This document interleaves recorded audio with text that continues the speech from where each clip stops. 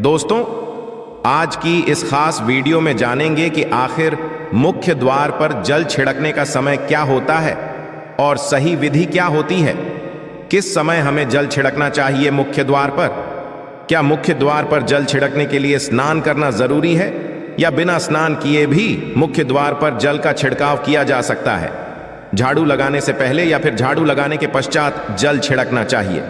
और एक और प्रश्न आया है कि क्या पीरियड्स में हम अपने घर के मुख्य द्वार पर जल का छिड़काव कर सकते हैं या मुख्य द्वार पर दीपदान कर सकते हैं? और जल से ही जुड़ा हुआ एक और प्रश्न है आपका कि मंदिर में जो प्रतिदिन हम एक जल रखते हैं, उस जल का हमें क्या करना चाहिए, किस प्रकार प्रयोग करना चाहिए?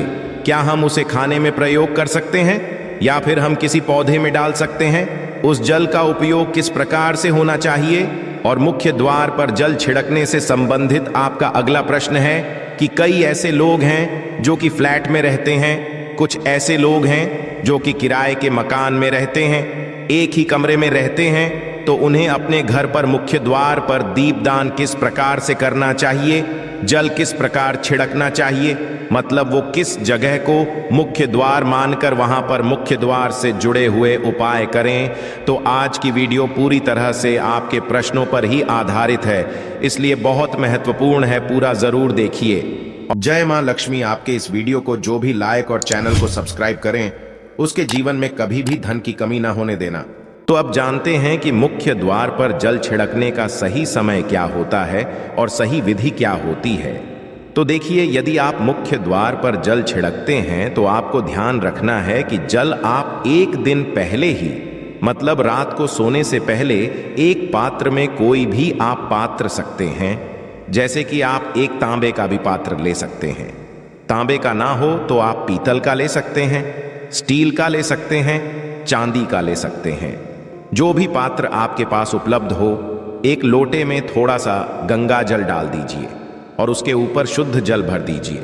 और हाँ, गंगा जल ना हो तो भी परेशान होने की आवश्यकता नहीं है, सिर्फ शुद्ध जल से भी आप पत्र को भर सकते हैं। जल से भरे पात्र को अपने घर की रसोई में रख दीजिए। अब जैसे कि आप अगले दिन सुबह उठकर इस जल का छिड़काव अपने घर के मुख्य द्वार पर करेंगे।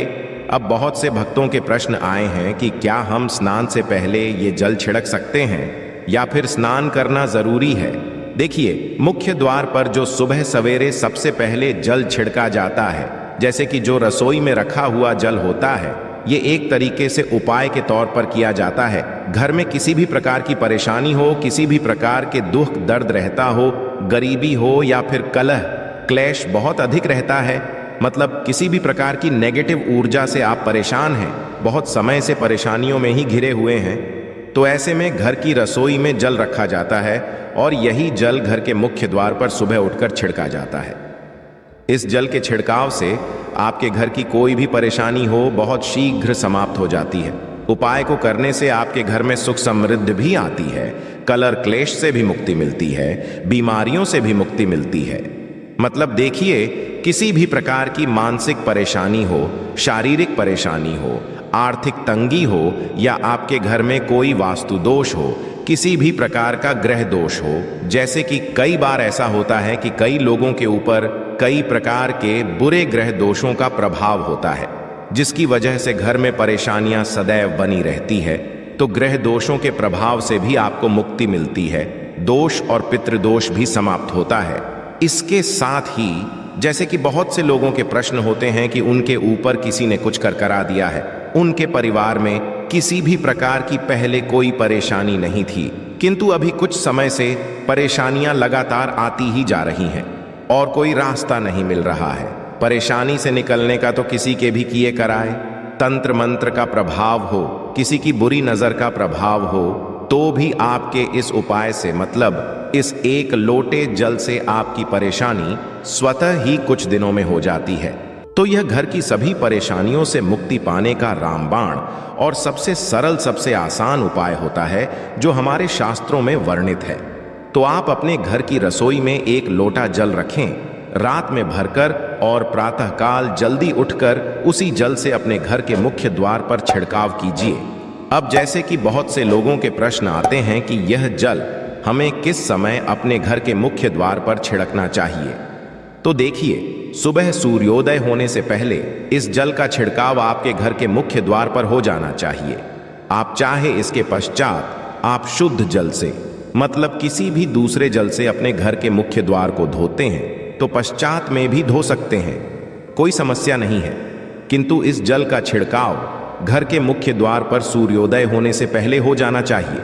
और अब जैसे आपका अगला प्रश्न है कि क्या हमें स्नान करके इस जल का छिड़काव अपने घर के मुख्य द्वार पर करना चाहिए या फिर बिना स्नान किए भी कर सकते हैं।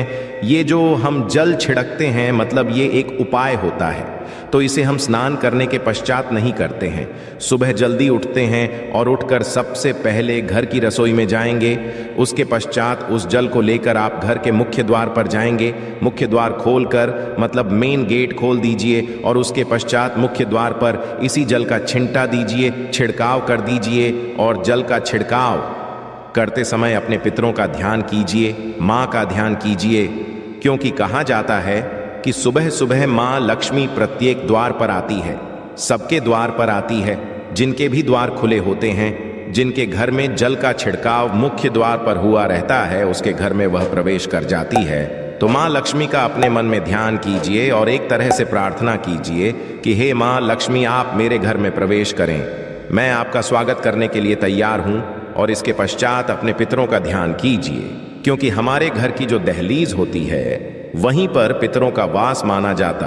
तो जब आप दहलीज पर जल के छींटे देते हैं तो आपके पितृ बहुत हो जाते हैं, प्रसन्न हो जाते हैं और उनका आशीर्वाद भी आपको प्राप्त होता है।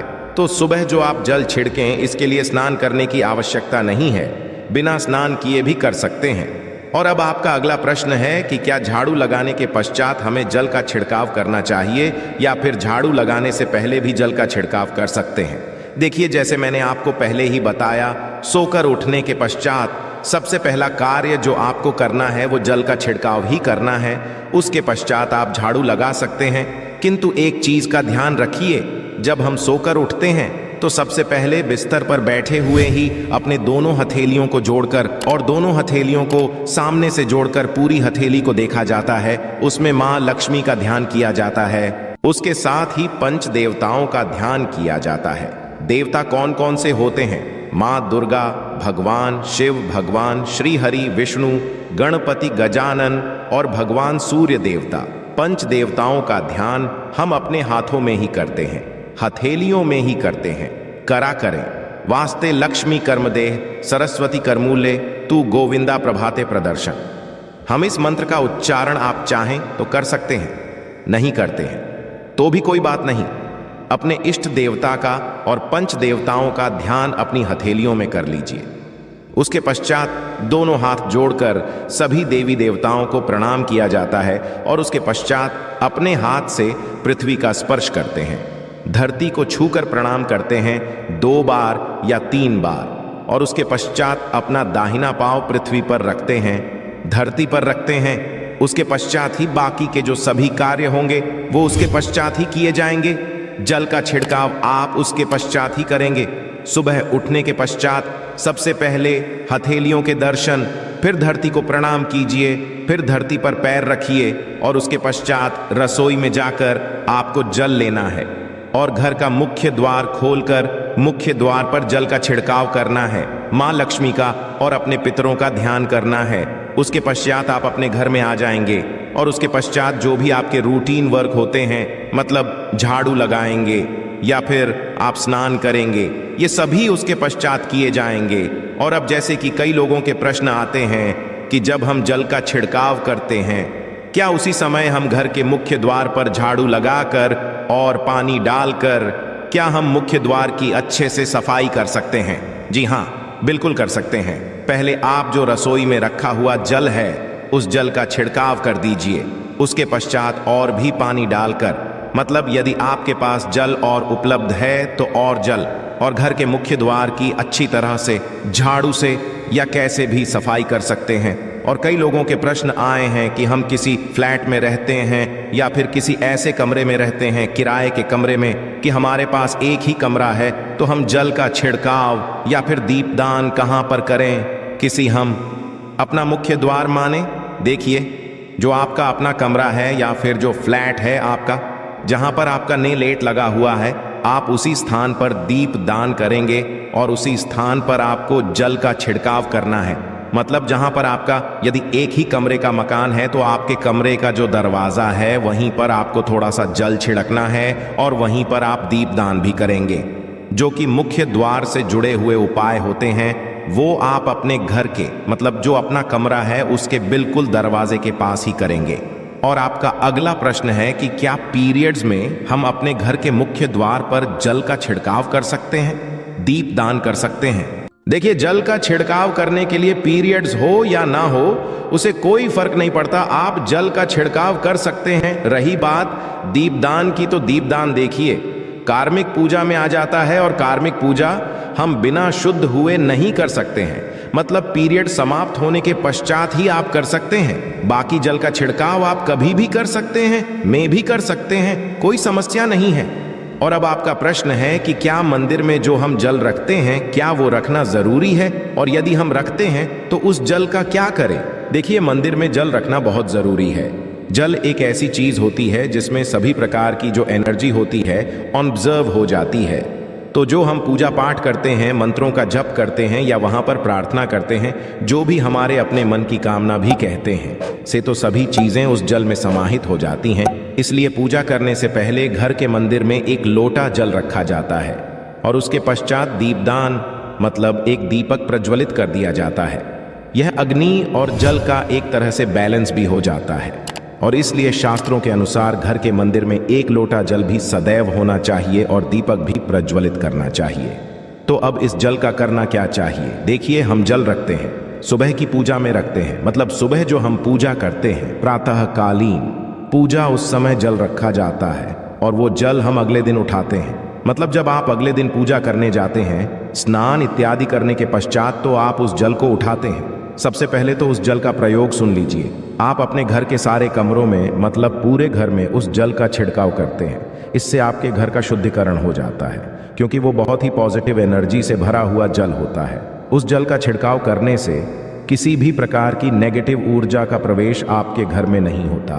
किसी भी प्रकार की परेशानी आपके घर में हो, यदि आप नियमित तौर पर उस जल का छिड़काव करें अपने घर में, तो निश्चित ही आप परेशानियों से मुक्ति पा जाते हैं। कि ये कराएं, तंत्र मंत्र के प्रभाव से मुक्ति पा जाते हैं। इसका उपाय आप कर सकते हैं। जैसे कि घर में कोई बीमार है तो आप इस जल को उस व्यक्ति को पीने के लिए दे सकते हैं और ये जल इतना पावरफुल होता है कि इस जल को पीने से बड़ी बीमारियों से मतलब लंबी बीमारियों से भी धीरे धीरे राहत मिलने लग जाती है।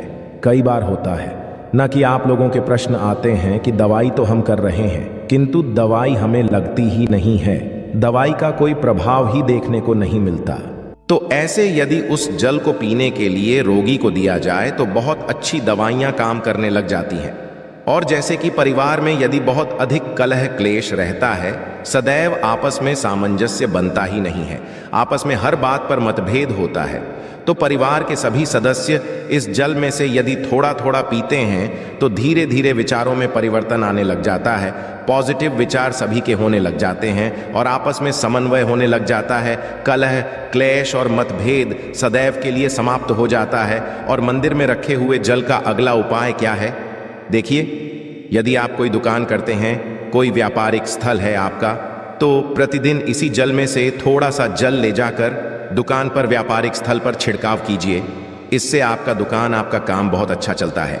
मतलब किसी भी प्रकार की परेशानी आपके व्यापारिक स्थल पर नहीं आती है, क्योंकि जैसा मैंने आपको बताया ये जो जल होता है बहुत पावरफुल होता है, बहुत पॉजिटिव होता है। तो इस जल का करने से बहुत सारी परेशानियां स्वतः ही समाप्त हो जाती है। जैसे यदि आपके दुकान पर किसी की नज़र लगी है, बहुत से लोगों के प्रश्न आते हैं कि हमारे काम को किसी ने बांध दिया है, मतलब किसी की बुरी नज़र ऐसी लग गई है कि पहले तो दुकान बहुत अच्छी चलती थी, अब नहीं चल रही है।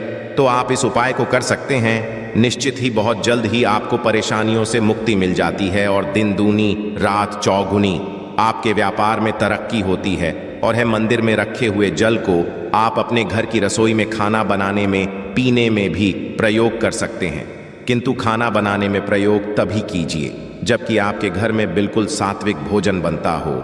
मतलब लहसुन, प्याज, यदि आपके घर में बनता हो तो खाना बनाने में इस जल का प्रयोग नहीं किया जा सकता है। फिर आप इस जल को थोड़ा थोड़ा परिवार के सदस्य मिलकर ग्रहण कर सकते हैं और बचे हुए जल को आप अपने घर में पौधों में डाल सकते हैं। तो देखिए, ऐसा नहीं है कि मंदिर पर रखा हुआ जल बेकार होता है, किसी काम का नहीं होता है। बहुत सारे उपयोग इस जल के होते हैं।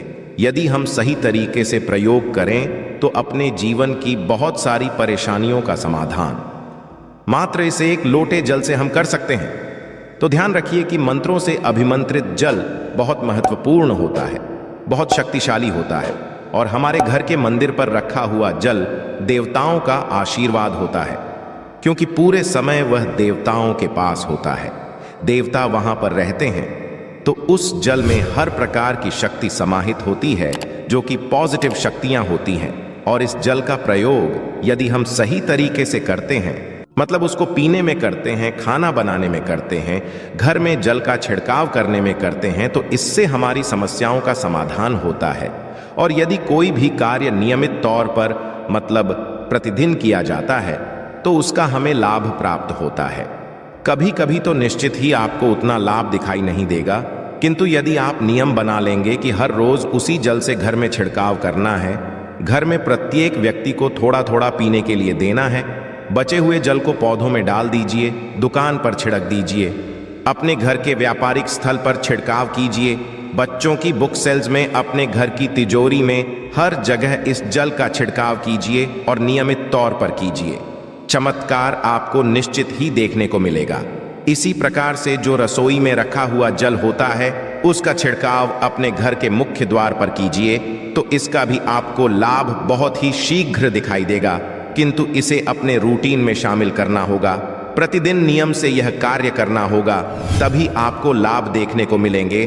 और हाँ, कई लोगों के प्रश्न आते हैं कि मंदिर पर जो रखा हुआ जल होता है, तो जब हम अगले दिन उठाते हैं तो उसमें कई बार कुछ चीजें पड़ जाती हैं, ही कीड़े मकोड़े पड़ जाते हैं, क्योंकि खुला होता है। तो क्या हम उसे ढक सकते हैं? जी हाँ, बिल्कुल ढक सकते हैं। जब आप पूजा करते हैं सुबह के समय, तो जब तक पूजा कर रहे हैं, जब तक मंत्रोच्चारण कर रहे हैं, तब तक जल खुला रखिए। और उसके पश्चात जैसे कि आप पूजा पर से उठते हैं, तो उससे पहले जल को किसी भी प्लेट से या कटोरी से ढक दीजिए। फिर जब आप अगले दिन उस जल को उठाएंगे तो बिल्कुल शुद्ध और साफ सुथरा जल आपको मिलेगा, और उस जल का प्रयोग आप अपने किसी भी कार्य में कर सकते हैं। आशा है कि आज की इस प्रस्तुति में बताई गई जानकारी आपको अच्छे से समझ आ गई होगी। वीडियो अच्छा लगा हो तो एक लाइक अवश्य कर दें। धन्यवाद वीडियो के अंत तक बने रहने के लिए।